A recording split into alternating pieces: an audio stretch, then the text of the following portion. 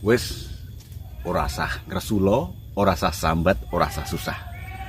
Menawa kowe kena PHK, pensiun nanging urung duwe gawean, urung duwe usaha, iki lho.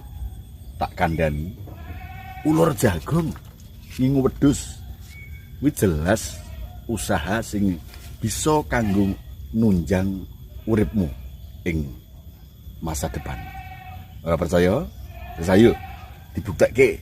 Saiki ngarit mbabat suket karo aku. Tak ajari, ya. Ayo. Ayo.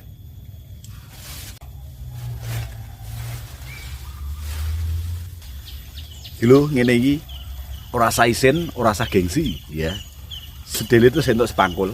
Nah, enek godhong kacang, godhong jagung, godhong wedhus-wedhusan, godhong lembem.